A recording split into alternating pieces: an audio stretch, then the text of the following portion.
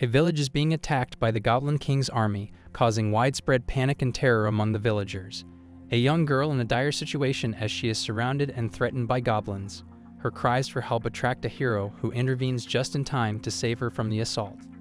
Lord Takemichi, a traveler from another world who has been reincarnated into a demonic realm, is faced with a significant decision. Having suppressed the goblins and been offered immense power and the title of Demon Lord, Takemichi boldly refuses the offer, emphasizing his lack of interest in authority or material rewards like powerful artifacts, women, or money. His refusal is rooted in his desire not to be tied to the corruption and expectations of the demon world. The king and other demonic characters express surprise and frustration at his refusal, seeing it as a lost opportunity for Takemichi to gain unmatched influence. As Takemichi leaves the gathering, despite his disinterest in power, he has immense strength and influence, even more than the demonic nobility, which includes blood-related princes. His unique position as a powerful entity in hell, combined with his past as a talentless high school student, underscores the dramatic shift in his life after reincarnation. He's seen being approached by various demonic women, eager for his company. Lord Takemichi, now revealed as an incubus, navigates the complexities of his power and relationships in hell. As an incubus, his strength can be increased through sexual encounters, a method he reluctantly employs despite finding the requirement vulgar. Takemichi is trying to unlock new skills through this method, but is stymied by the absence of certain races, like elves, in hell which are needed to meet specific skill unlock requirements. Takemichi is involved with Lulu, a demonic character, who acknowledges his unique ability. Despite the clear transactional nature of their interactions, there's an emotional undercurrent, with Lulu expressing genuine affection towards him. Takemichi's inner conflict and his contemplation of his existence and powers are highlighted as he grapples with the ethics and desires that drive him, along with a curiosity about the reasons behind his reincarnation and the potential to leave hell if he unlocks all his skills. Lord Takemichi and a demonic character named Drex. The tension rises as a massive chimera appears, prompting an urgent battle. As the creature is identified as possibly being of an epic class, including Drex, decide on their next moves. Drex, showing a fierce and possessive side, claims the chimera as his prey and is determined not to surrender or retreat despite the overwhelming danger. Meanwhile, Lord Takemichi arrives and his presence is immediately acknowledged by Drex, who warns others not to interfere, declaring the chimera as solely his challenge. In a dynamic display of power from Takemichi, who physically confronts the chimera, showcasing his strength and resolve in the face of this formidable opponent. Lord Takemichi is seen battling an epic-class chimera. He comments on the difficulty of the fight. His companions observe and praise his abilities. The chimera roars and uses high-rank magic. Takemichi counters with an anti-magic shield and prepares a powerful spell. The chimera is defeated with his spell, Bloody Hell. Takemichi's companions confirm the chimera came from a cave, and he acknowledges this information. Lord Takemichi instructs his companions to wait outside while he checks a dangerous area. He explains that hell is only a small part of the world, divided by God to save people from its calamities. Takemichi has been searching for hidden passages to other worlds for many years. He finds a teleport gate with a high concentration of magic. As he prepares to enter, he reflects on leaving hell, which feels like leaving his hometown. Flashbacks show his encounters with various characters and situations, including battles and romantic moments. He promises to return one day. Lord Takemichi steps through a portal, expressing confidence despite the unknown. On the other side, a woman named Aura-chan hides from pursuers in the woods. She prays for protection but is found by a goblin who grabs her. He taunts her and threatens punishment. Suddenly, Lord Takemichi appears, defeats the attacker, and helps Aura stand. She is surprised by Takemichi's nakedness, leading to a comical misunderstanding where she accuses him of being a pervert. Takemichi realizes his clothes are gone, creating an awkward situation. In the midst of their awkward exchange, Takemichi struggles with his own instincts and powers. An armored figure appears, declaring Takemichi an incubus, and talks about the black sword of eternal sexuality. Takemichi tries to control his powers but ends up in an even more compromising position with Aura, leading to further misunderstandings and humorous tension. Lord Takemichi engages in a heated and intimate encounter with Aura. Initially, she reacts passionately, and they discuss the dynamics of their unexpected interaction. The intensity builds, leading to various expressions of pleasure and surprise. The sequence ends with both characters deeply engrossed in their intimate experience. Takemichi unlocks a skill called Acceleration LV6 after receiving fellatio from a rare race. He reflects on the girl's impressive abilities and decides to utilize her more. The girl wakes up, and Takemichi praises her, but she reacts with surprise and embarrassment. She explains she is a doctor searching for a rare medicinal herb, the orange stonecrop. Takemichi helps her unlock a skill for detecting medicinal herbs. She finds the herb, and Takemichi admits he gave her a nudge. He reveals he can check statuses and skill trees of those who receive his nectar, making them his followers. They agree to head back to the village together. Takemichi and Aura travel towards Aura's village, where he teases her about using the honorific Chan, which she insists he not use due to their lack of closeness. Aura expresses gratitude for Takemichi's help but feels awkward about her previous behavior. They discuss the potential threat of a bandit leader named Baton, who has a notorious reputation. Arriving at the village, the villagers, including Aura's younger sister Amira, warmly welcome them back. Takemichi is invited to stay and enjoys a meal, noting the delicious food. The villagers explain the ongoing threat posed by Baton and his bandits, who have been kidnapping women, emphasizing the seriousness of the situation. The villagers explain their attempts to resist and seek help, which ultimately failed because they were up against demi-humans and their pleas for assistance were ignored. The young men of the village perished, leaving the survivors despondent and desperate. Takemichi declines to assist further, feeling he has done enough. Meanwhile, Violet is ordered by Baton to bring women and the head of a man, hinting at the continuing conflict and struggle for the village's survival. Aura and Amira are called for a meal and discuss plans to pick medicinal herbs afterward. Aura experiences a traumatic nightmare involving her mother, waking up distressed. A playful morning interaction follows with Takemichi teasing Aura about a possible romantic interest. Takemichi's cooking is appreciated despite unconventional methods, and Aura is led to a mysterious room, described as a laboratory, hinting at a deeper intrigue. The villagers discuss the possibility of leaving the village due to the threat of Baton. The tension escalates as a subordinate of Baton arrives, causing the villagers to panic and hide Aura. Takemichi offers to investigate, while the villagers reluctantly comply with Violet's demand to bring out the feather-eared woman and the man with her. A tense confrontation is senses between Violet and the villagers, hinting at further conflict. Takemichi engages in a confrontation with Violet, displaying his formidable abilities against her powerful attacks. Despite Violet's strengths, Takemichi counters her with ease, showcasing his impressive skills. The villagers observe in awe as the battle unfolds. Violet, a high-ranking assassin, faces a tense negotiation where Takemichi offers her a deal for freedom from Baton's control. Takemichi and an assassin are engaged in a fierce battle that causes significant destruction in the village. Takemichi surprises everyone by surviving powerful attacks unscathed, which leaves the villagers and the assassin in disbelief. Violet uses a lot of magic to try to defeat Takemichi, but he remains unharmed, prompting her to question her abilities. Takemichi then disarms the assassin and proposes a deal, suggesting that she switch sides and help him instead of being controlled by her current master. Takemichi asks for a soundproof room to torture Violet, but the man suggests Joe's basement instead. Takemichi's grip on Violet tightened as she struggled, her threats of killing him ringing hollow in the dimly lit room. His touch lingered on her skin, igniting a surge of powerful, high-level lightning magic that coursed through her body. Violet's eyes blazed with defiance, declaring that her body was a sacrifice to the demon lord and untouchable by anyone else. Ignoring her warning, Takemichi pressed on, his resolve unwavering. He broke through her defenses and claimed his dark identity, asserting himself as the demon lord. Their confrontation reached its peak, and with sharp determination, Takemichi carefully extracted a poisonous water insect from Violet's body, a cruel device implanted by Baton. He crushed the insect, ending its threat. A voice from outside the room pierced the tense silence, inquiring if he had slept with the beautiful girl. Takemichi's response was cold and harsh, admitting he had not merely slept with her but defiled her, equating himself to Baton rather than a heroic savior. Turning to Violet, he questioned if she found him frightening. Surprisingly calm, she reassured him that she did not. Someone comments on Takemichi surviving Violet's demon eye and speculates about their rank. Baton suggests disposing of the insect and discusses the capture of Violet. Baton and his goblins show concern about a powerful adversary, but also express confidence in their stronghold. Elsewhere, someone administers medicine to Takemichi, who expresses gratitude.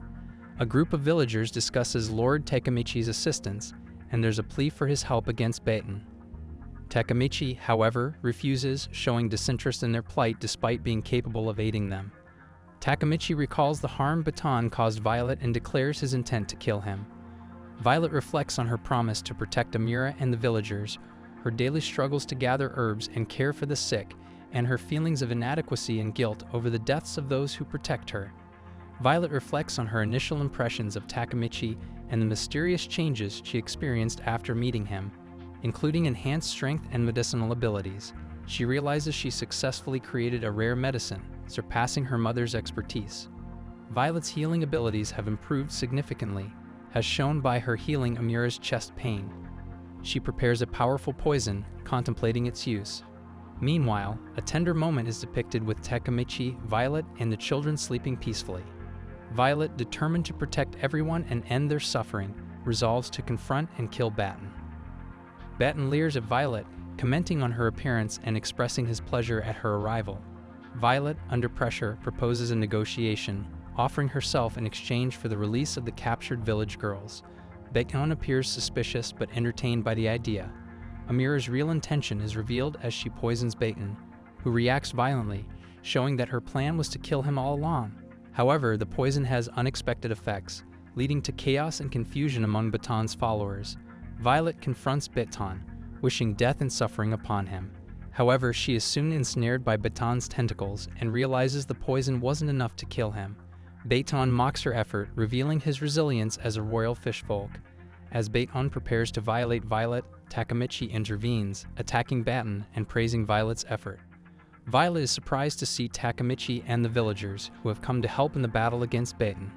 The villagers, led by Amira, who is worried about her sister, rally together to rescue Violet from Baton.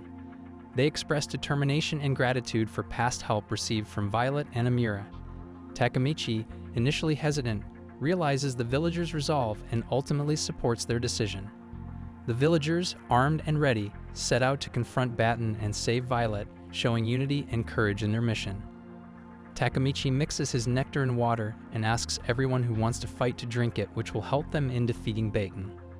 Violet confronts Takemichi, accusing him of hiding something, while she expresses regret for challenging Baton without understanding her strength, which caused trouble for everyone. Takemichi reassures her, highlighting her achievements and bravery.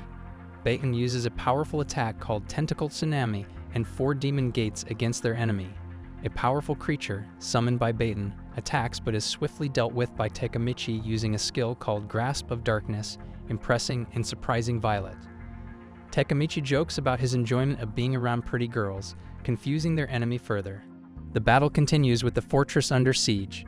Takemichi and his allies engage in combat with Baton's monstrous minions, showcasing their fighting prowess. Takemichi makes quick work of the enemies, including mutant turtles and a demon shark, with impressive strength and skill. Baton realizes he is facing an extraordinary opponent as Takemichi decimates the summoned creatures effortlessly. Meanwhile, Violet is instructed to stay safe within a protective barrier. Baton, now visibly frustrated and desperate, calls for his summoning team to prepare for another round of combat, signaling that the battle is far from over. Baton summons Great Founding Fish Person, calls upon a powerful entity using a summoning circle. This entity is revealed to be Canelo, Lord of the Coral Sea, who expresses disdain for the current era's royalty. Baton begs Canelo for power to defeat their enemy, who is identified as a hero-class opponent. Canelo, however, seems unimpressed, noting he has slaughtered 12 other heroes before.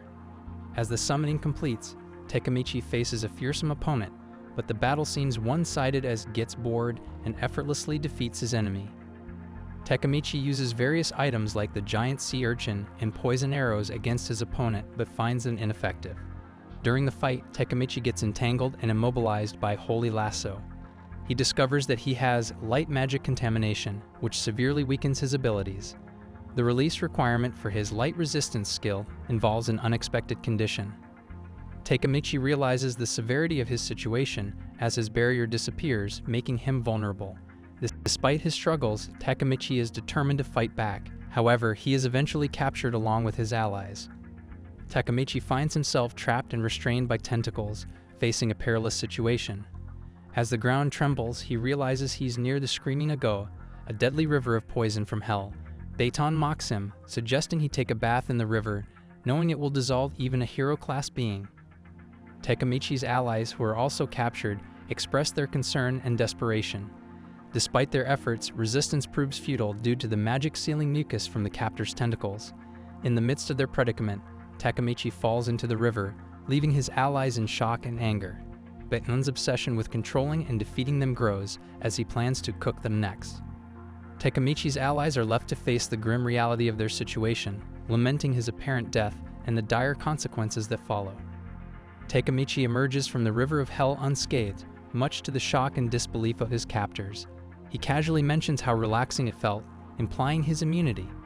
His allies, initially in distress, are relieved to see him alive.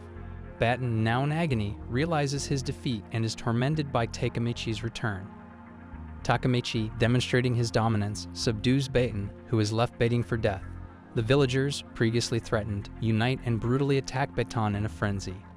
Later, Baton realizes that it was just a dream and no one is that powerful to defeat him. On the other side, Takemichi is back to the Demon Gate to heal and regain his strength back. As soon as he feels better, he's back to the village. The village is named Takemichi Village in honor of Takemichi, who is humbled by the gesture. The villagers express their gratitude, emphasizing their duty to repay Takemichi's favor. Takemichi, surrounded by women, navigates the overwhelming attention from the villagers. Aura, feeling jealous, leaves the crowd to practice cooking. Takemichi playfully teases her, highlighting their close relationship. As they discuss future plans, it becomes clear that Takemichi will eventually leave the village to expand his knowledge and pursue other goals. Aura, despite her reluctance, accepts his decision, and their bond is further solidified with Takemichi sleeping with Aura, indicating their deepening relationship. Aura is curious about Takemichi's interest in her. Takemichi clarifies that his interest is due to her notable skills as a doctor, not personal feelings. Meanwhile, Takemichi's ambitious and somewhat twisted plans involving the creation of a drug to enhance sex drive, intending to sell it for profit. This plan is met with Aura's horrified reaction. A woman is seen being physical with a commoner to perform a ritual.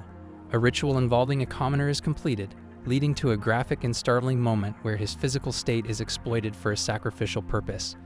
It's a necessity of these sacrifices to prevent a disaster and save others, indicating a dire situation that requires continuous offerings. Amidst the chaos, the man is shown gasping and reacting to the painful events. Takemichi and Violet are bathing in a magical pool, recovering their powers. Conversations reveal complex relationships and background lore, including the appearance of an ancient, powerful figure known as Coral Sea Lord Kanelo, who is resurrected through mysterious means. Takemichi encounters Coral Sea Lord Kanelo, a powerful figure with extensive knowledge of both Hell and their world. Takemichi decides to make Kanelo his guide and escort. Meanwhile, visitors from Helterra arrive, and it's revealed they are royalty. Takemichi and his companions, including Violet, check on the visitors. The head maid of the Adrian family, Marta, arrives and demands to meet with Takemichi, displaying arrogance and disdain for the locals. Takemichi touches Marta's tail, causing a flustered reaction. Marta expresses her disdain for country folk and insists on her superiority due to her noble status. Takemichi meets Belial Adrian, the head of the Adrian family. Belial expresses interest in Takemichi, recognizing him as someone important and potentially dangerous. She invites him to a prestigious banquet held by the Lord of Helterra as a reward for his subjugation of Baton. Takemichi accepts the invitation with excitement. Meanwhile, Helterra is facing a significant threat from goblins, and the situation on the front lines is dire, with stronger goblins appearing and defenders struggling to hold their ground. Takemichi and his companions arrive at the entrance of Helterra Castle, appreciating the scenic view of the city, which is larger than they anticipated. They must leave their horses at the stable as riding inside the city without a permit is not allowed. As they enter, they encounter a guard who questions their purpose, to which Takemichi cleverly responds, implying trade. He uses a coin to gain entry without resorting to magic, highlighting his resourcefulness. Takemichi and his companions continue exploring Helterra. They note the city's current state, marked by poverty and lack of energy due to the ongoing war and previous goblin calamity. Helterra's decline results from these conflicts, affecting its once thriving trade and economy. Takemichi discusses the city's governance, ruled by the 5 noble families responsible for various aspects like diplomacy, magic, agriculture, and defense. Despite the city's struggles, these nobles are shown enjoying a banquet, highlighting the social disparity. The group then visits the Adventurers Guild, which is managed by Belial Adrian, to register and integrate into the city's adventuring community. Takemichi's arrival at the Adventurers Guild creates a stir among the adventurers due to his association with Violet, who is highly respected. Despite his unremarkable initial rank, his recommendation from Violet surprises everyone. The adventurers speculate about his true abilities and background, with some doubting his capabilities and others intrigued by his connection to Violet. Amid the commotion, Violet's high status and Takemichi's mysterious background generate a mix of admiration and envy among the guild members. Takemichi challenges Onizen to a duel with the stakes of massaging his balls if they lose. Despite his unconventional approach, he completes the mission and advances in the skill tree, showcasing his competence. Later, he interacts with various people, including an archer named Domino and a beautiful young lady who seek to join his party. Helena, the second daughter of the Silence family, meets Domi, a newly joined archer. As they exchange greetings, Helena offers to shake Domi's hand. When Domi agrees, Helena swiftly breaks his arm, demonstrating her immense strength and disdain for arrogance. Despite Domi's apparent physical prowess, Helena easily overpowers him, reflecting her SS rank power and her ruthless attitude towards those she perceives as conceited. Helena humiliates Takemichi and orders him to lick her boot, attempting to degrade him publicly. Despite the initial hesitation and shock from the onlookers, Takemichi complies, much to Helena's surprise and satisfaction. However, as the act unfolds, it becomes apparent that Takemichi's compliance may have an ulterior motive, possibly to reveal Helena's true nature or intentions. A highly popular and eccentric magic professor at Helterra Witch Academy is introduced. Apprentice witches Luna and Meili are skeptical about his abilities despite the buzz around his previous lessons. The professor engages with Luna, asking if she wants to become stronger, and presents her with a mysterious box. Luna, driven by her ambition to become a witch, peers into the box, expecting to find the truth she seeks, while the onlookers, including Meili, question what will happen next. The professor gets intimate with all the present girls. The next day, Luna is astonished to find her magic significantly stronger, allowing her to use medium-level magic. Her classmates are equally impressed with their newfound abilities, crediting the professor's lesson for their rapid improvement. The content of the lesson was highly effective, and everyone is eager for the next session. The professor, exhausted from his efforts, spent 2 days resting. Helena boldly kicks Takemichi, provoking her anger. Helena, infuriated by Takemichi's actions, vows to retaliate by using her powerful magic. She casts the Dragon Fire Explosion spell, showcasing her formidable magical prowess and causing widespread destruction. Despite Helena's overwhelming power, Takemichi remains unfazed, demonstrating his resilience and defiance. The confrontation underscores the significant power dynamics between them, with Helena's noble status driving her to assert dominance, while Takemichi's actions reflect his unwavering spirit and challenge to her authority. Violet saves Takemichi from Helena's attack. Helena and Violet, a tense and intense magical battle unfolds. Helena, confident in her newly mastered fire shield, engages in a fierce duel with Violet. Despite her improvements, Violet remains a formidable opponent, demonstrating advanced magical abilities and strategic thinking. Helena unleashes a powerful spell called Witch Reincarnation Flame, which significantly boosts her strength but comes at the cost of her vitality. She aims to overpower her opponent, Violet, by using the immense power of her Hellflame Nova Burst. Despite the intense battle, Violet manages to counter with her wind-based abilities. Helen's flame magic wreaks havoc, causing surrounding roofs to catch fire. As the fight progresses, it becomes clear that the scale of Helena's combustion is too vast for Violet to contain. Takemichi uses forbidden magic to protect Helena, a noble, but she collapses, severely weakened. Despite their best efforts, healers like Violet struggle to save her. It's revealed that Helena overused a dangerous spell, leading to her critical condition. She reflects on her past actions driven by pride and rivalry, particularly with Violet.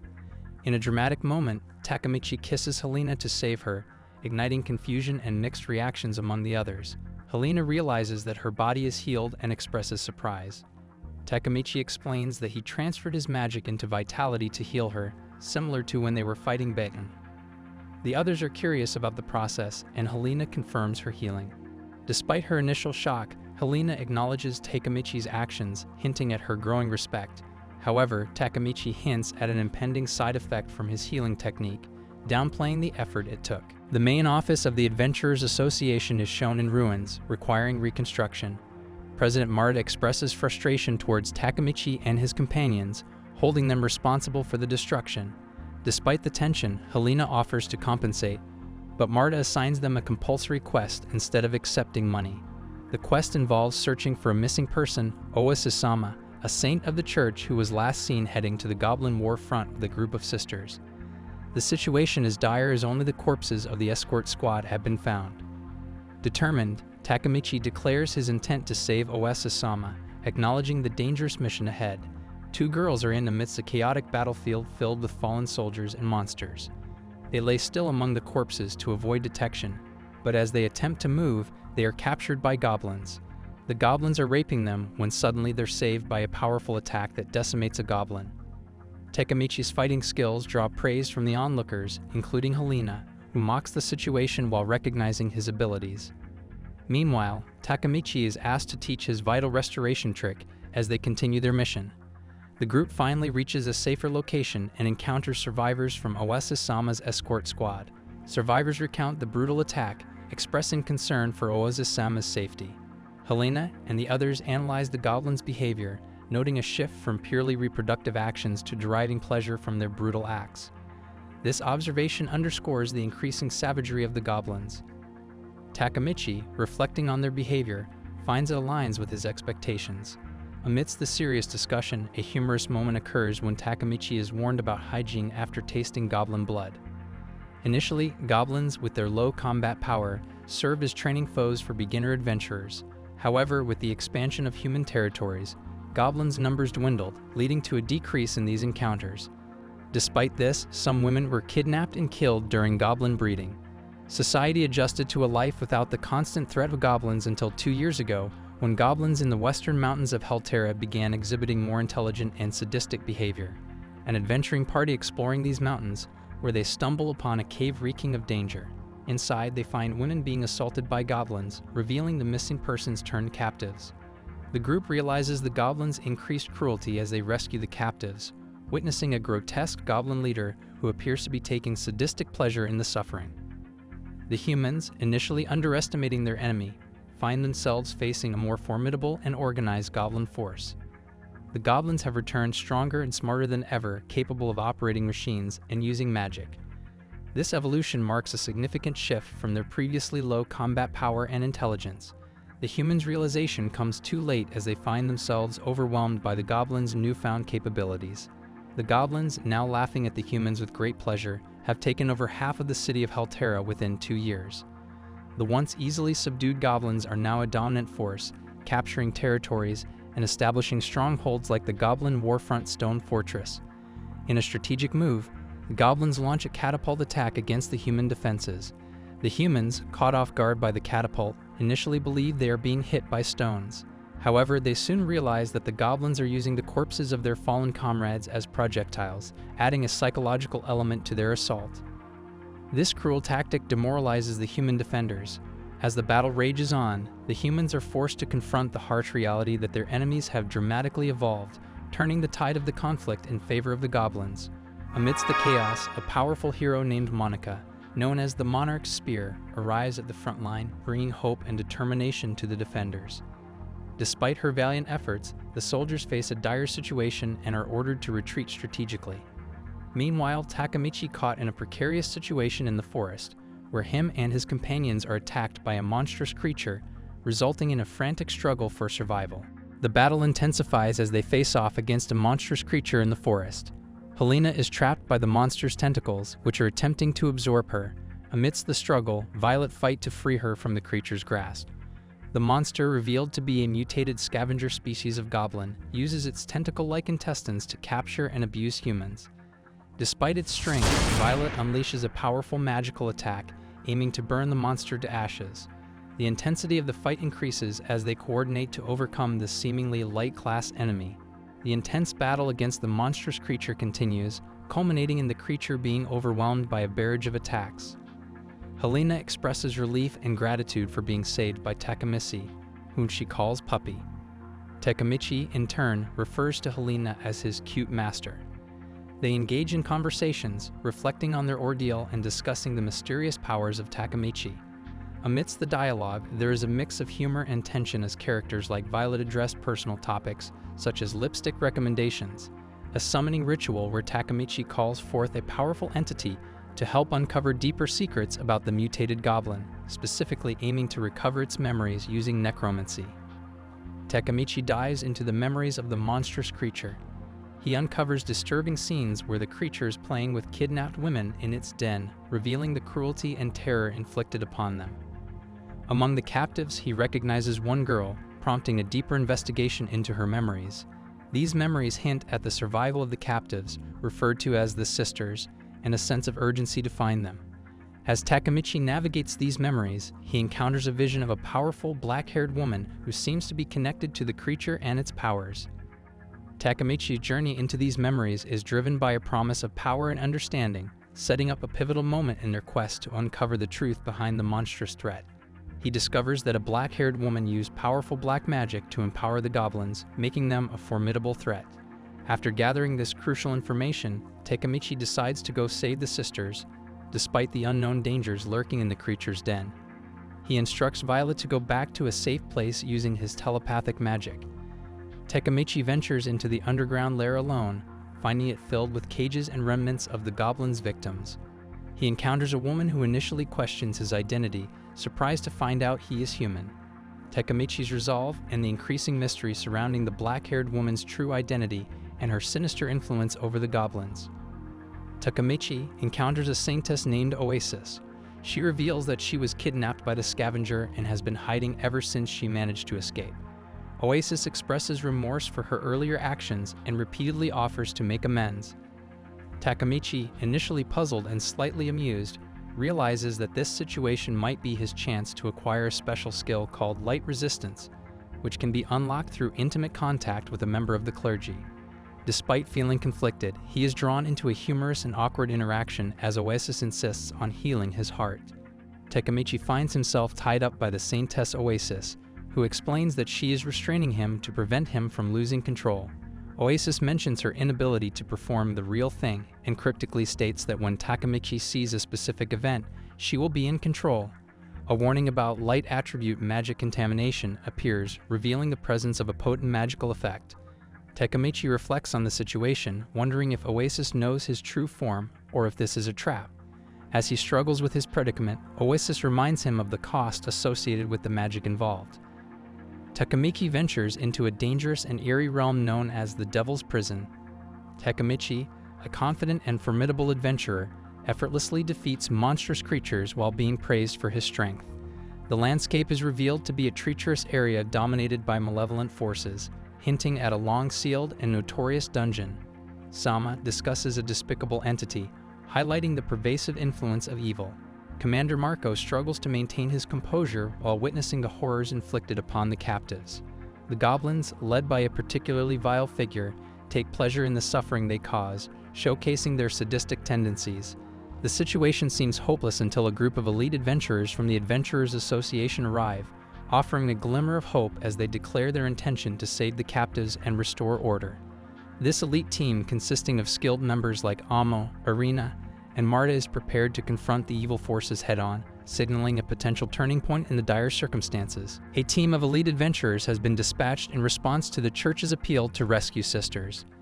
Despite the progress made in the war against large goblins, caution is advised as various unprecedented events have occurred, indicating potential new dangers. Marta is warned against complacency by Viliel Sama, who hints at larger threats that could emerge, even among goblins. They prepare to attend an important conference, with a sense of urgency and concern about the brewing storm both literally and metaphorically. A battle scene unfolds where fighters engage in intense combat, showcasing a flurry of action, and the phrase "fatal arrow rain" suggests a decisive attack in the conflict.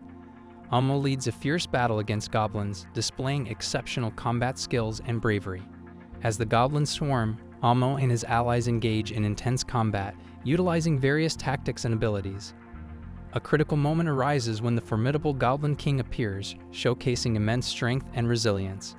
Despite their combined efforts, Anmo team struggles to overpower the Goblin King, who recovers quickly from their attacks. Irina plays a crucial role in aiding her teammates, using a magic circle to temporarily immobilize the Goblin King. Meanwhile, Marta delivers a powerful critical strike, revealing his knowledge of the Goblin King's weaknesses. As the battle intensifies, the team's coordination and strategic prowess are tested, culminating in a decisive confrontation with the Goblin King. The battle concludes with the team acknowledging the difficulty of defeating such a formidable enemy and reinforcing the importance of their teamwork and strategic planning. As the dust settles, they remain vigilant, aware that new threats may still emerge. Discuss about class ranks in the adventurer hierarchy, emphasizing the rarity and strength of the hero class epic. Amidst this, Anmo and his allies, including Irina and Sumi, are instructed to flee from an overwhelming foe. However, they are soon captured by a menacing goblin who intends to add them to his collection. As the goblin attacks Irina, Anmo becomes enraged, despite warnings about the dangerous side effects of a strength-enhancing medicine. Fueled by anger and the medicine's power, Anmo launches a powerful attack, commanding the goblin to release iron. Anmo unleashes his all-out enhanced attack, but it is stopped by a corpse fused to the goblin. Shocked, Amos recognizes the corpse as Maya Senpei, a high-rank elite SS-rank adventurer who had gone missing. The battle continues as Amo's allies, including Irina, engage the enemy. Despite their efforts, they are overwhelmed, and Amo is left severely injured. In a desperate attempt to negotiate, Amo offers a ceasefire, revealing his older sister is a hero class. The goblin leader, intrigued, decides to show his trump card, summoning numerous goblin soldiers, as the goblins prepare for an invasion. Meanwhile, to the fortress, where Commander Feroz is alerted to the impending attack, the situation escalates, and the defenders brace themselves for the incoming threat, highlighting the dire circumstances and the urgent need for a strategic response. The town is suddenly plunged into darkness, signaling an impending invasion. A peaceful moment with Lami enjoying soup, quickly interrupted. As the town's defenses are breached, goblins launch a ferocious attack, causing chaos and panic among the citizens. The desperate struggle of the adventurers, including Anmo, as they confront the goblin forces. Amidst the turmoil, the defenders attempt to protect the townspeople, highlighting the brutality and savagery of the goblin onslaught. High-rank adventurers Matsumoto and Rizant stepping up to rally the townspeople to safety, revealing the true horror and despair of the invasion. The tension is palpable as the noble refuses to open the gates, prioritizing his own life over the commoners, further exacerbating the dire situation. The tension culminates with a menacing scene where a girl is, tied up and injured, pleads for death to escape the torment. However, a mysterious figure intervenes, declaring themselves as Violet Sama's ally, adding a glimmer of hope amidst the dire circumstances. Amidst the chaos, a towering figure appears, wielding a massive axe, causing fear and destruction. The defenders, recognizing the hopelessness of the situation against such a formidable foe, urge everyone to retreat. However, just as the situation seems dire, Melody, a low-rank hero known as the Transient Witch, arrives and effortlessly dispatches the giant enemy with a single powerful attack. Her presence brings relief and awe among the defenders, showcasing her hero class's power in the ongoing battle against the goblins. Violet Sama's dog, a formidable fighter, engages in intense combat with the goblins, showcasing extraordinary prowess and strategic thinking. Despite the overwhelming odds, the heroes continue to fight valiantly, a surprising kiss used as a distraction tactic, shocking both allies and enemies. As the battle rages on, the goblin leader reveals his twisted philosophy and intentions, expressing his disdain for human morality and love. He explains how he has fused with the female captives, using their pain and suffering to his advantage. Despite his cruelty, the heroes remain resolute, with one of them declaring their intention to save the captives and defeat the goblin leader. The hero revealing his use of the magic of love as a potential game-changer in the fight against the monstrous goblins. The goblin undergoes a dramatic transformation, absorbing other goblins to become even more monstrous. He declares that everyone will be fused with him. Takemichi faces a powerful goblin king who brags about nullifying hero-class physical attacks. His confidence is soon shattered when Takemichi summons the demon Buddha, delivering devastating punches that overwhelm the goblin. Despite the Goblin King's ability to regenerate, Takemichi's relentless assault pierces its defenses, leaving it gravely injured. The Goblin King, now in immense pain, repeatedly mutters, "It hurts," as it realizes the extent of its injuries. As Takemichi and his companions prepare to leave, the goblin lies defeated on the ground, contemplating its fate. It laments its inability to fulfill its desires and questions why it was cut down. The goblin reflects on its life and the futility of its ambitions. Takemichi's victory is decisive, and he walks away with his companions, leaving the goblin to die alone, haunted by its unfulfilled wishes. The Goblin King uses a forbidden spell that damages the Takemichi's psyche rather than his body. However, the hero withstands the mental attack, showing remarkable resilience, the rest discussing the strength of Takemichi, with a hint of underlying sinister plans. Oasis confidently stating she will handle the situation herself, indicating a potential shift in the battle's dynamics. Sama asks Takemichi if a distant figure is also a hero, to which he affirms, mentioning that the hero protected them in a previous fierce fight, survivors calling for help amidst the aftermath of the destruction. Aranaki struggles with the limitations of her magic, unable to fully heal the severely injured Maya Senpai. Another man, desperate and injured, pleads for help, mentioning his daughter. Sama, Takemichi, and others are tending to the wounded, with Aranaki struggling with her healing magic's limitations. There is tension and a misunderstanding about relationships, leading to humorous reactions. Aranaki reflects on the challenges and responsibilities of being a healer, emphasizing the critical role healers play in battles. Meanwhile, Takemichi heals everyone so they can help heal the injured citizens. A significant moment occurs when Aranaki, determined to support her comrades, resolves to become stronger. Meanwhile, Takemichi and Sama discuss the manipulation of the hero-class goblin and the likely hunt of other goblins by heroes. Helena reveals crucial information about Helterra, a devastated town filled with corpses, indicating a recent battle. A man is seen stepping on Helena and expressing his disappointment at their inability to protect the town's people. Next, a goblin boss named Romeo, dressed in a suit, appears. He expresses his disdain for Helena's appearance and his desire to find love. A dialogue ensues where Romeo makes crude advances towards Helena, which she rebuffs angrily. The situation escalates as Helena, asserting her power and the importance of protecting her servants, vows to take action against Romeo, who revels in the situation's intensity. Romeo, the goblin boss, revels in the feeling of love and questions if his brothers share the same enjoyment. Meanwhile, a powerful witch named Melody uses a devastating lightning attack called Heavenly God Thunder against the goblins, but one of the goblin bosses, Void, is unaffected and reacts ecstatically. Void reveals his desire to defile noble humans and targets Melody, admiring her strength and beauty. He showcases a space magic item that allows him to sever and manipulate parts of her body. Helterra's South Great Forest, where Anis pleads for her life, offering to do anything, including bearing goblin babies to avoid being killed. Another goblin boss named 13, who is part of the Deathbringer Demon Blade hero class, is introduced. He appears menacing and powerful, holding a large sword. Meanwhile, Angelina and Monica, both low-rank hero class, discuss their dire situation and their need to regroup and find a way to fight back. They discover a nearby fort, Takemichi Castle, and hope to find resources to aid their battle. The fort's appearance as a bandit's hideout raises suspicion, but they decide to request aid. Emphasizing their need for a magic circle and healing potions, they prepare to enter the fort. Angelina and her group are welcomed into Takemichi Castle by its residents, who offer plenty of healing medicines. The castle appears to be a refuge for people fleeing nearby villages, creating a peaceful yet bustling atmosphere. Angelina is surprised to see civilians living calmly despite the nearby monster threat. The children invite her to play soccer, which she finds strange yet amusing. Inside the castle, Angelina's group learns about a skilled pharmacist who saves someone using high-quality potions. Angelina is curious about the pharmacist, who modestly admits making the potion. Suddenly, a critical situation arises as Lady Monica collapses, revealing her dire condition and prompting urgent medical attention. Lady Monica is in critical condition due to a demonic toxin from a goblin's weapon. Despite her regenerative abilities, the toxin inhibits healing, making traditional magic and medicine ineffective. Angelina considers seeking help from the Helterra Church, but the skilled pharmacist confidently offers to suck out the poison. Successfully removing the toxin, she leaves Angelina bewildered at her immunity to the deadly substance. A massive monster approaching Takemichi Castle, which adds urgency to the situation. Angelina is faced with the challenge of defending the castle while managing the protection of the civilians.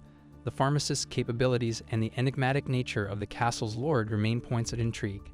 Melody, who is known for her powerful flame magic that is influenced by her emotions, earning her the title of the Capricious Witch. During the fight, a goblin named Romeo unleashes an attack called Electrolyte Explosive Meteor. Melody's flames are deemed ineffective against this attack. Romeo then uses a technique called Void Ring to capture and redirect the powerful attack back at Melody.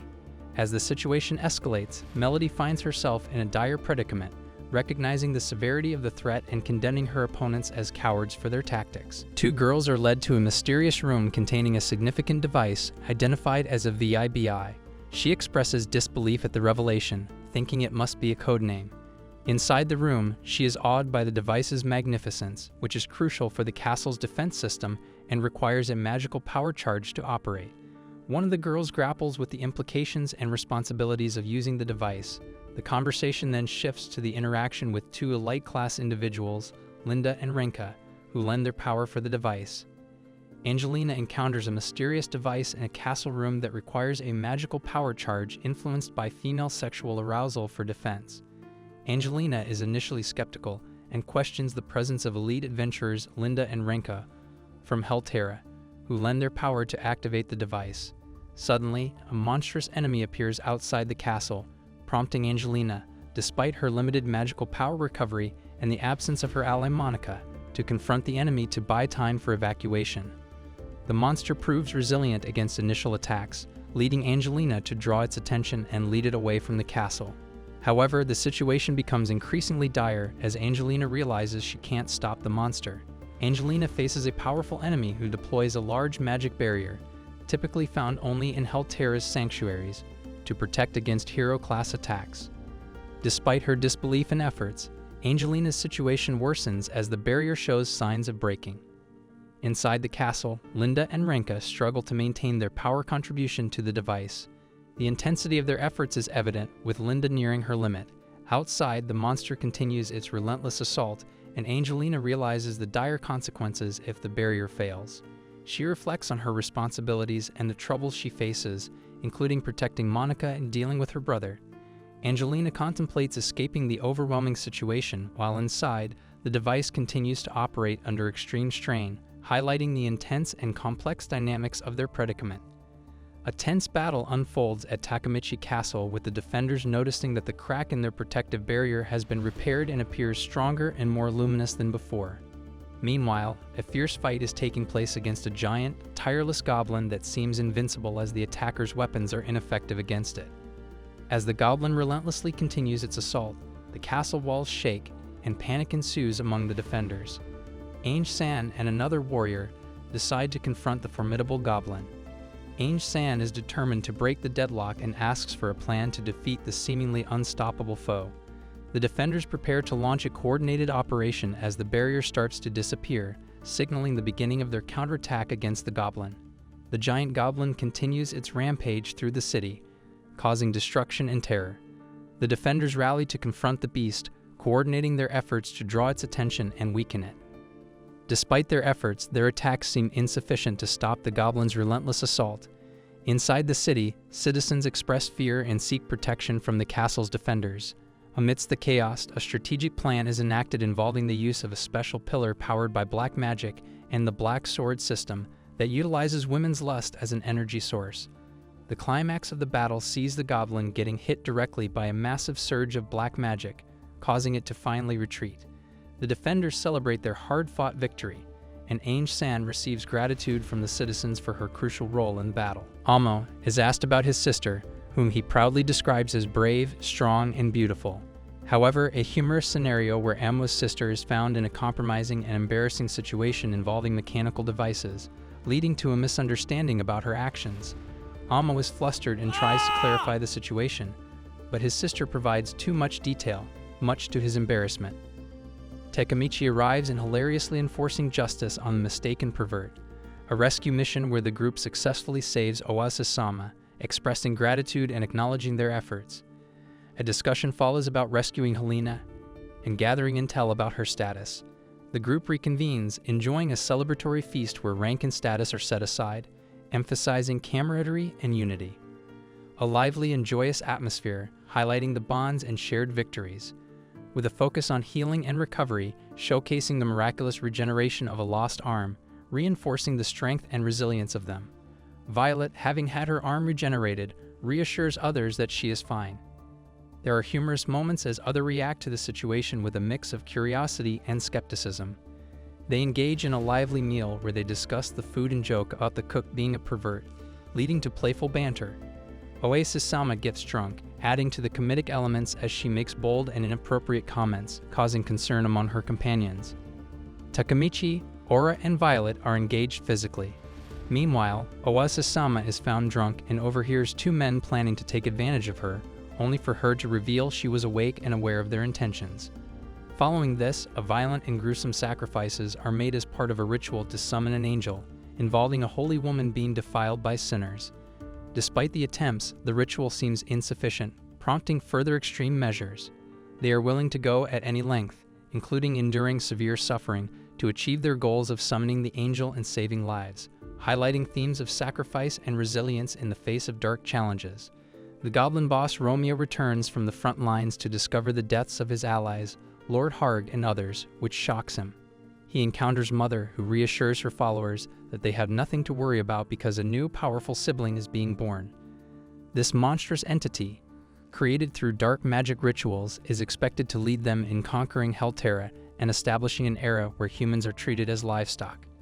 The birth of this creature, fueled by the collected black magic, signifies a significant and dark escalation in their plans, setting the stage for a major conflict involving Takemichi and his allies. A soccer game involving children, including Amira and her friends. The ball accidentally lands near Dominic Kirol, head of the Kirol family and one of the four great nobles of Helterra. Dominic, showing his arrogance and strict adherence to noble hierarchy, scolds the children and demands the system used to defeat the giant goblin. Tension rises as Dominic asserts his authority, displaying his disdain for those he deems lower in status. Meanwhile, Monica and Ange intervene to protect the children and confront Dominic.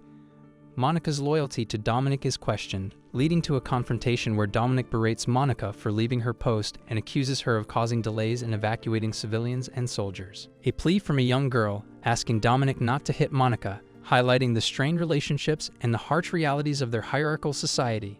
Dominic Kirol, head of the Kirol family, continues to assert his dominance by ordering the capture of the castle and the punishment of any who resist. Amira and her allies, including Monica and Takemichi, face off against Dominic. Tensions rise as Dominic prepares to strike, but the situation is diffused when Belial intervenes, revealing her authority and calming the conflict. Belial, recognized as a powerful figure, asserts control and commands respect from all present. The encounter ends with a strategic discussion among the allies, focusing on the ongoing Goblin War and the complex political dynamics at play. The importance of alliances, the threat posed by powerful nobles like Dominic, and the strategic maneuvers necessary to navigate the perilous landscape. As Takemichi and his allies face increasing threats from various mid-rank and lower-rank hero-class enemies from Helterra, discussions of alliances and betrayals unfold. Belial, a key character, attempts to recruit Takemichi by offering protection and support. Meanwhile, they all grapple with their roles and the sacrifices they must make. Lady Melody becomes a tragic figure, captured and tormented, symbolizing the dire stakes and the cruel tactics of their adversaries. The ongoing conflict and power struggles emphasize the resilience and strategic maneuvering required to survive and counter the oppressive forces they face. Romeo and his brother enjoying their captives. Romeo's fiancée, Helena, arrives and is introduced to the captive woman, whom Romeo declares as his future wife. Helena emphasizes the importance of marriage for true love, while the captives, including Melody, discuss their humiliations and the hope for rescue. Romeo's brother mentions a mysterious hero, Fluffy Mantle, who is rumored to have defeated a hero-class goblin single-handedly.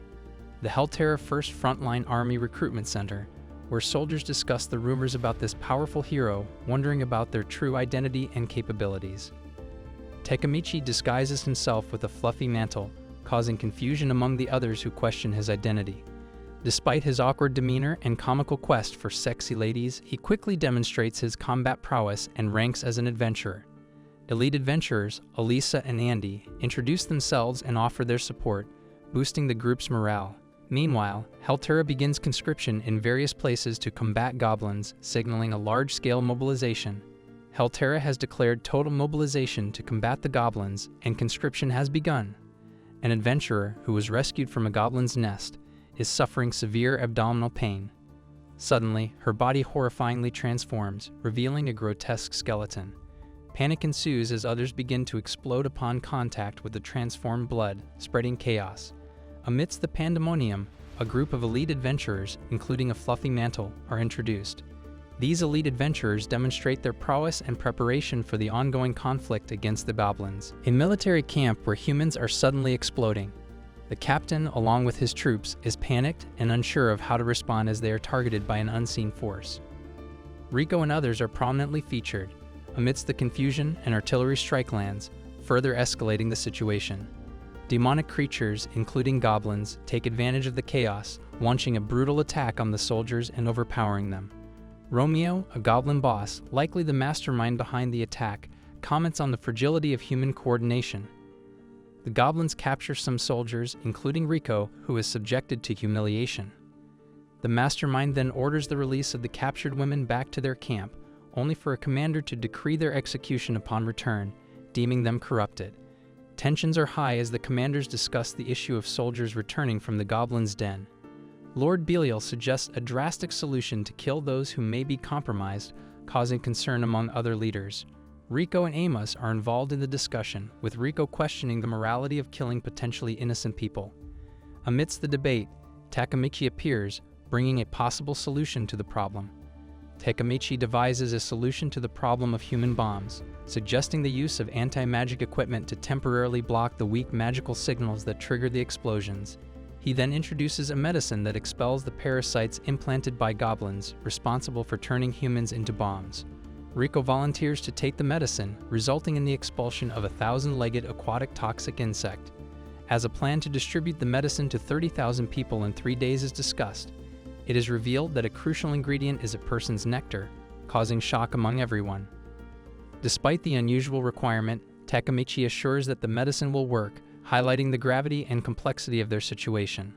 Lady Aura, a divine pharmacist, is introduced, emphasizing her role in preparing the medicine and braced for the challenge ahead. Takemichi is shown struggling with the demands of repeatedly providing nectar for the medicine, expressing his limitations despite the encouragement from Violet. He reflects on his physical and mental exhaustion but resolves to continue. Meanwhile, Marta-chan, who appears to be an authoritative figure, confronts Takemichi, criticizing his actions and expressing her own frustration. Despite the tense interaction, she offers to help him. The intense pressure on Takemichi and the complex relationships and dynamics among them as they work together under stressful circumstances to find a solution to the crisis. Romeo, a goblin boss, converses with his brother about their plans and asserts his claim over the remaining women. The goblins prepare for an anticipated attack, underestimating the enemy's strength. Suddenly, the heroes launch a spectacular and unexpected frontal assault, spearheaded by Lady Camilla, showcasing her powerful attacks. The heroes, including prominent figures like Gurion and Angelina, coordinate their efforts, determined to annihilate the goblins. As the battle intensifies, Lady Camilla rallies her forces, urging them to hunt down and eliminate their enemies, emphasizing the heroes' resolve and strategic prowess in the face of overwhelming odds. The first fortress dungeon where goblins are holding prisoners, a prisoner in panic, fearing for his life as the goblins approach. Suddenly, a fierce battle erupts, and the goblins are brutally attacked. Cetra from Mont House is introduced, displaying her formidable combat skills and intimidating presence. Meanwhile, outside, powerful explosions caused by a hero class, Jurien, lead to massive destruction. Jurien engaging in close combat with his enemy, using his formidable abilities to launch powerful attacks, such as the Gurion Rocket and Jurien Saber. The heroes employ various techniques, including teleportation and binding spells, to counter the goblin forces. They face moments of vulnerability and demonstrate resilience, emphasizing the high stakes and dramatic confrontations. Takemichi finds himself in a predicament involving intense physical encounters. A military camp focused on collecting specific fluids to an intimate confrontation with Sumi-chan and a mysterious girl. Takemichi's interactions reveal a blend of strategic and chaotic elements. Takemichi expresses concerns over the current enemy's strength and whereabouts of allies like Amo. Amidst the tension, humorous exchanges about smells and fetishistic comments highlight quirks, while the overall tone balances between humor and the darker aspects of their mission. The team encounters various powerful enemies, including a giant beetle-like creature manipulated through insect manipulation techniques. Despite the overwhelming odds, they manage to defeat their foes using strategic teamwork and powerful abilities. Amidst the chaos, Woni displays her celestial powers, defeating enemies effortlessly and showcasing her dominance on the battlefield. A goblin leader expresses a desire to form a twisted family with the Sama. The hero-class warrior, alongside their companions, embarked on a daring mission to rescue Lady Melody, who was being held captive by the professor. Melody, currently restrained by a magical collar that seals her powers, warns her rescuers of the imminent danger. As Cetra-chan offers to remove the collar with her chainsaw, Melody's expression becomes serious. She reveals to Cetra-chan and the group, which includes Lady Kamla and other hero-class warriors, that their mission to rescue her and defeat the goblin leader is part of a larger trap.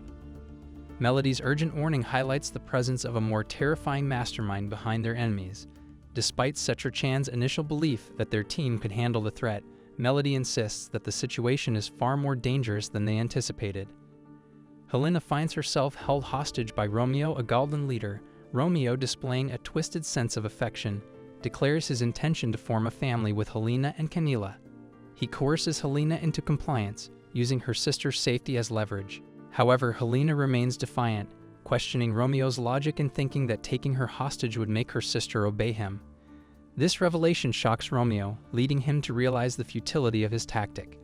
Camila, witnessing the situation, dismisses the captor's understanding of family bonds, emphasizing that family, for them, extends beyond mere blood relations. She reassures Helena, who acknowledges her sister's stance and remains resolute, refusing to submit to Romeo's demands. Romeo's plan unravels as the sisters' unyielding bond and mutual understanding thwart his manipulation. Melody exposes a dark secret about Helena, accusing her of having public sex with a countryman at the Adventurers Guild, which shocks everyone present. Helena, embarrassed and defensive, tries to deny the accusation, stating it was a misunderstanding with a special reason. Amidst this confrontation, Helena, now captured and restrained by the enemy, is mocked for her disgraceful actions, which have dishonored the Silence family. Melody, unyielding, commands Helena to be quiet and to understand the gravity of her disgrace. She then prepares to subjugate Helena, who is in a vulnerable position due to being taken hostage. Helena, desperate and humiliated, argues back, but Melody's resolve is firm. As the confrontation intensifies, Melody uses a powerful spell, Kaleidoscope, trapping Helena and rendering her defenseless. The visual spectacle of the spell leaves Helena in awe and fear, realizing that she might have been dead if not for the passive shield function of her earrings, underscoring the severity of the situation and Melody's formidable power. Monica and Cetra are restrained and their magic powers are being absorbed by a mysterious force from below. Cetra, using her dispelling magic skills, tries to counteract the effects of the magic circle, but to no avail. The situation becomes dire as Monica and others feel their life force being drained, with Monica exclaiming that their magic is being devoured by something deep within the hole. Meanwhile, a group discussing the ritual magic known as the Extractor, a forbidden technique used to create hero-class goblins by stealing others' magic power and vitality. As the head of the Silence family, Monica tries to comprehend the situation and form a plan. However, the enigmatic figure hints at a deeper, more dangerous scheme involving dark magic beneath Helterra. Monica's concern grows as she questions whether they can handle the immense power involved and contemplates the significant power difference between mid-rank and upper-rank heroes. The broader battle context, where upper common class adventurers Athena and Nicholas observe the chaos and the devastating impact of the enemy's strategies. Amidst the conflict, strategic discussions occur, highlighting the complexity and stakes of the battle. As the plot thickens, they grapple with betrayal, power struggles, and the looming threat posed by the enemy's dark magic. Helena and Monica find themselves trapped and restrained by black magic, trying to devise a plan for escape. Helena proposes to distract Romeo, their captor, while Monica considers releasing the magic restraint. Romeo, excited by the prospect of a wedding between them, is manipulated into preparing a venue, buying Helena and Monica some time. Helena realizes that the restraint isn't affecting her as much as expected, giving them a chance to fight back. Amidst the chaos, a massive monster emerges, complicating their escape. Helena manages to break free from her bonds and engages in battle, using her abilities to counter the threat. However, despite her efforts, they are still pursued. Monica is thrown into a dark spiral, and Helena, now free, runs through the forest, determined to find a way to save her. Helena's resolve is tested as she finds herself once more in the clutches of her enemy, determined to find a way out and save her sister despite the overwhelming odds. Helena finds herself captured once again by goblin leader Romeo, who confronts her about her previous attempt to escape. He emphasizes that there is no other way to protect her family than by marrying him, leveraging his immense power as a means to secure their future. Helena, restrained and held aloft, faces a dire ultimatum as he demands her acceptance of his love. In a desperate moment, Helena expresses her defiance, but Romeo remains resolute in his intentions. He prepares to enact a torturous plan, aiming to force her submission and proclaiming his control over her fate. Just as he is about to proceed, an unexpected attack disrupts his actions, providing a glimmer of hope. This sudden intervention is revealed to be the work of Takemichi, who arrives just in time to challenge the villain and offer Helena a chance for rescue. Helena expresses her gratitude to Takemichi for coming to her aid, and they share a brief moment of relief. However, the threat of the goblin and his insect army remains imminent. The goblin declares the forest as his domain, filled with insects that respond to his command. He uses the manipulation insect technique, forest army, to summon an overwhelming number of insects to attack. Takemichi, displaying a determined resolve, engages in battle with the goblin. He is fiercely protective of Helena and vows to defeat their enemy. Despite the goblin's confidence in his control over the forest and his new hero-class allies, Takemichi remains undeterred. He stands ready to confront the goblin, preparing for a decisive clash to protect Helena and ensure their escape. Takemichi utilizes a newly acquired skill to eliminate the attacking insects and render them lifeless. The enemy, perplexed and fearful, realizes that vital energy is being drained rapidly without a magic circle, leading to the demise of his forces. As he acknowledges the inevitability of his defeat, he attempts to bargain for his life, revealing that he has set up many human bombs.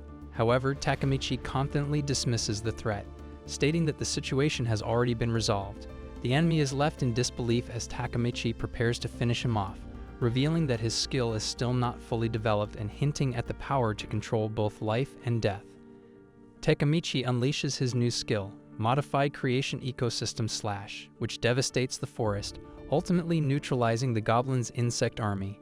The goblin, trapped and transformed into a part of the forest, is left to endure eternal pain and loneliness as he is continuously bitten by his own beloved insects. Takemichi's overwhelming power and ruthlessness as he decides to let the goblin suffer endlessly rather than grant him a quick death. Helena, witnessing Takemichi's dark side, calls him a demon, highlighting the chilling nature of his actions. Ainge is shown bound and unable to move due to her magical power being drained. Despite being a hero class, she is rendered powerless and taunted by her captor, who engages in perverse foreplay.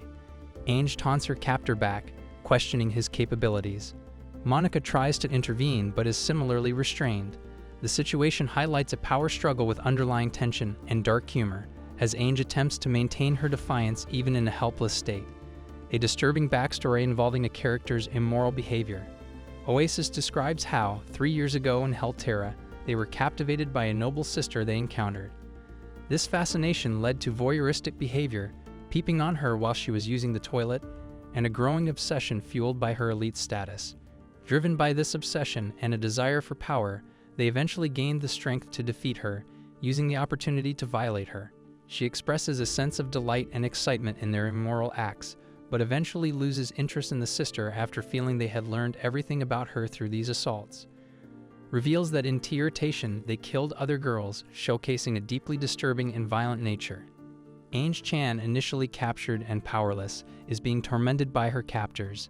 Suddenly, an unexpected Takemichi appears, causing a significant disruption and altering the course of the encounter.